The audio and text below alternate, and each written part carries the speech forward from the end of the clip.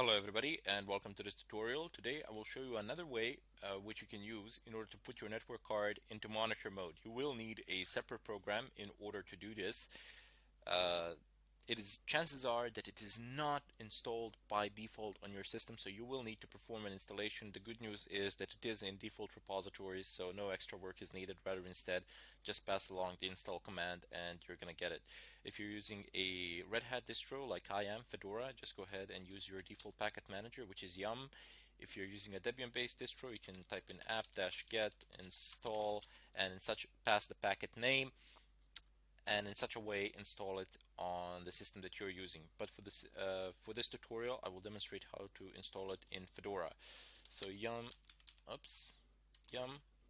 dash C. I'm gonna pass a C argument because I don't want my packet manager to do any sort of updates of any kind. I don't want to waste time here. And search for aircrack. Press enter, and surely enough, my packet manager has found the program which I need. So you can see in the description of the packet it says sniffer and VEP VPA key cracker. That is not what we're going to use it for in this tutorial. Primarily, I want to use a tool embedded into this program which can set my network card mode into monitor and give me a feedback after it has attempted to do so. That feedback is basically the program telling me what processes might interfere with my network card functioning in monitor mode. So I'm just going to go ahead. It is installed on this system at the moment, but if you wanted to perform an installation of it, very simple to do. Just type in yum install and copy paste this name here. You can also type it in, no need to copy paste it, but for the sake of this tutorial I'm just going to do this to save a bit of time. Paste, excellent. So yum install and then the name of the package. This is the install command for aircrack-ng, and you can also pass in -y arguments so you wouldn't be asked anything. This is just gonna go through the installation, no problems. You will need internet connection, of course, to do this, to pull the packet from the official repositories. Let's just clear the screen. There we go. Now that we have all of that set up, I'm gonna go ahead and use a tool within aircrack. It is called airmon-ng, and if I type it in like this without any sort of arguments or anything like that, press enter, it's going to give me the list of possible interfaces for wireless that I can use. So here you have it, and right next to it you also have the chipset. It gives me the name of the chipset, which I can use to check whether it's compatible, whether it can function, whether it supports monitor mode on the website which I have showed previously. This is also one of the ways in order to check the chipset, a far simpler way, if I may add. Not the default way of the system, but a far simpler way. All you need to do is install a program. The program is open source. It is in official repositories, so you don't need to worry about a virus or anything of a kind. Anyway, let's just go ahead and attempt to enable monitor mode. airmon-ng start VLP2S0. Press enter, and there we go. So first off, it says found 5 processes that could cause trouble. So these are some other tools that are a part of aircrack package, and if they stop working after a short period of time, as it says here, you may want to kill some of them. So you have these processes here listed, and you have their PIDs, process identifications. You can just go ahead and kill them, no problems.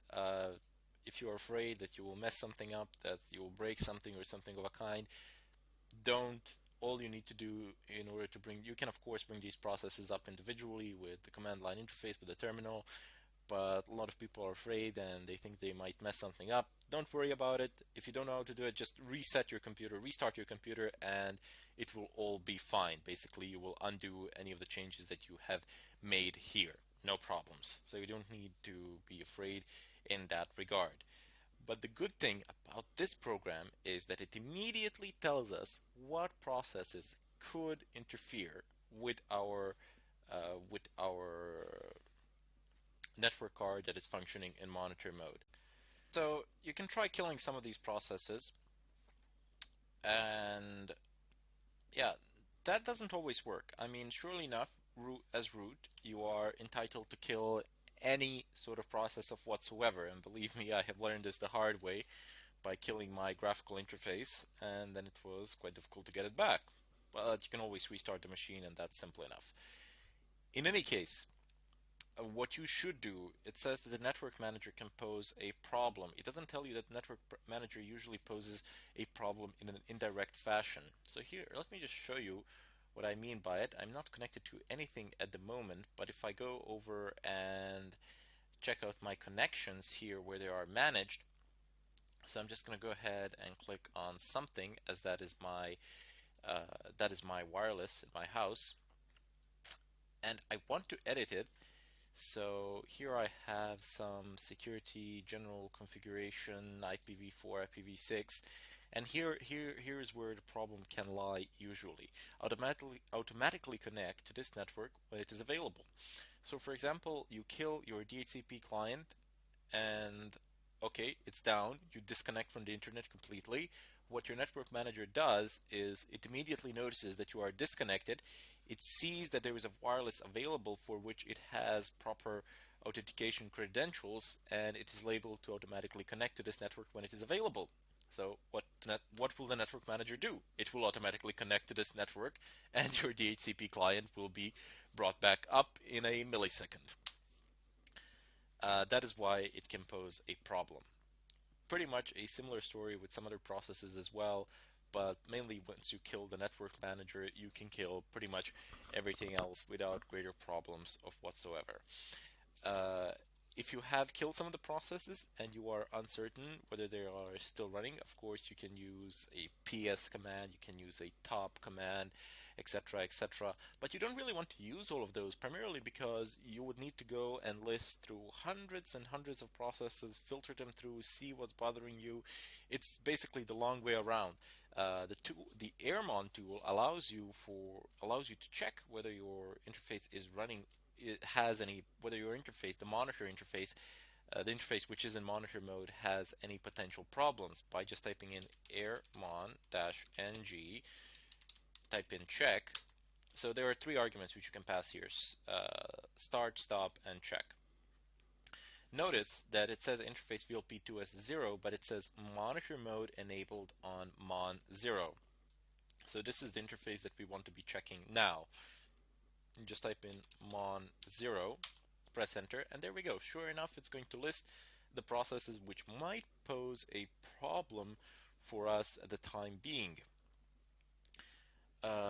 So just go through the processes. If you encounter errors along the way, make sure to kill them. If you can't kill them, see what the reason is. See if they're being brought up automatically by another process running in the background. Namely, the network manager will always be a problem there, not in a direct sense, but rather instead it will be bringing up things by default. So just make sure to tick automatic. Just make sure to tick the option automatically connect to the network or something of a kind, and you will solve yourself a lot of trouble. You will get rid of a lot of problems. Now, before we actually go and start capturing things in monitor mode, I just want to show you one more thing, one more very basic and quite important thing for you all out there. If you want to stop listening on this, if you want to stop listening on this interface, basically, if you want to stop using it, if you no longer wish it to be in monitor mode, very simple thing to do. Just type in airmon-ng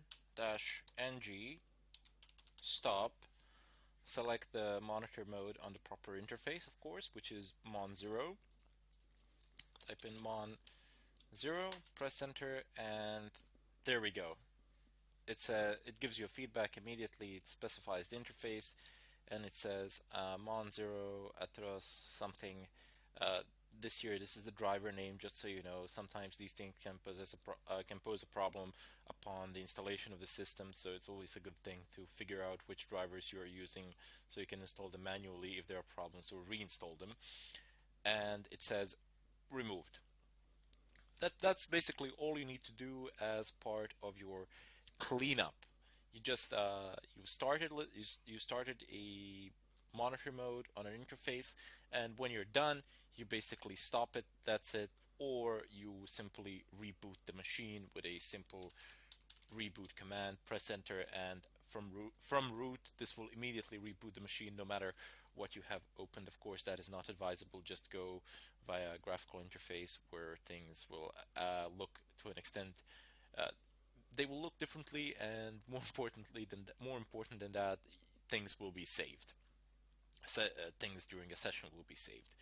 In any case, I hope that you've enjoyed this tutorial, and I bid you farewell till next one.